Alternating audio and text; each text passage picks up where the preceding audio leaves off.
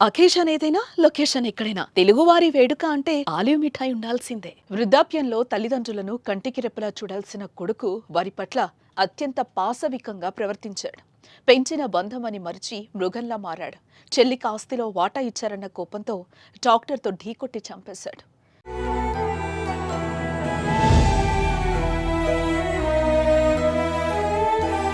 పునామి నరకం నుంచి తప్పించాల్సిన పుత్రరత్నమే వారి జీవితంలో విలన్ గా మారాడు.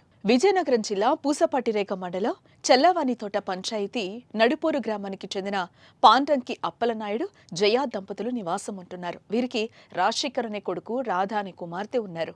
అప్పలనాయుడు 80 సెంట్లు భూమి ఉన్న ఒక చిన్నకారు రైతు. తనకున్న 80 సెంట్లలో కూరగాయలు ఆకుకూరలు పండించి జీవనం సాగిస్తున్నాడు. కుమార్తె రాధకు 7 ఏళ్ల క్రితం వివాహం చేశారు.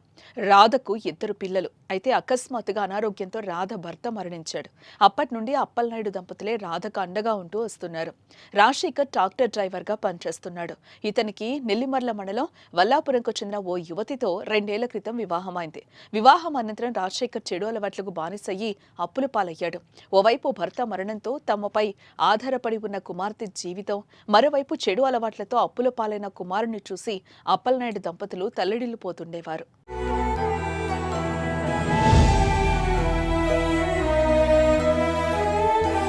ఇక ఇదిలా ఉంటే అప్పలనాయుడికి ఉన్న 80 సెంట్లు భూమిలో 20 సెంట్లు భూమిని రాధ వివాహ సమయంలో కట్నంగా ఇవ్వగా చెడు అలవాట్లకు బానిసైన కొడుకు మిగతా భూమిని ఎప్పుడైనా విక్రయించే అవకాశం ఉందని గ్రహించిన మరో 30 సెంట్లు భూమిని కూడా కుమార్తె రాధకి రిజిస్ట్రేషన్ చేశారు. అలా తన 80 సెంట్ల భూమిలో కుమార్తె రాధకు 50 సెంట్లు ఇచ్చారు. ఇది తెలుసుకున్న కొడుకు రాజశేఖర్ తరచూ రాధకు రిజిస్ట్రేషన్ చేసిన భూమిని తిరిగి తనకి ఇవ్వాలని గొడవ పడుతూ ఉండేవాడు. అయినా అప్పలనాయుడు మాత్రం ససేమిరా అన్నాడు. ఈ నేపథ్యంలోనే అప్పుల బాధలు భరించలేక తండ్రి అప్పలనాయుడు వద్ద ఉన్న భూమిని అమ్మటానికి నిర్ణయించుకున్నాడు. అందులో భాగంగా భూమిని చదును చేసేందుకు జేసీబీ ట్రాక్టర్ సహాయంతో పొలంలో పనులు చేస్తున్నాడు. భూమిని విక్రయించేందుకు పొలంలో పనులు చేస్తున్నాడని తెలుసుకున్న అప్పలనాయుడు దంపతులు ఇద్దరు పొలం వద్దకు చేరుకుని కుమార్తె రాధకి ఇచ్చిన భూమిని చదును చేయడాన్ని అడ్డుకున్నాడు.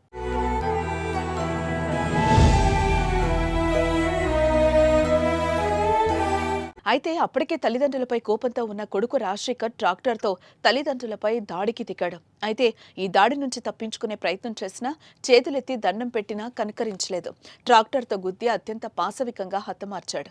ఈ ఘటన అంతా కొన్ని క్షణాల్లోనే జరిగిపోయింది. జరుగుతున్న ఘటన అంతా భూమిలో పనులు చేస్తున్న మిగతా వారు చూసి భయంతో పరుగులు తీశారు. స్థానికుల సమాచారంతో ఘటనా స్థలానికి చేరుకున్న పోలీసులు కేసు నమోదు చేసుకుని దర్యాప్తు చేస్తున్నారు.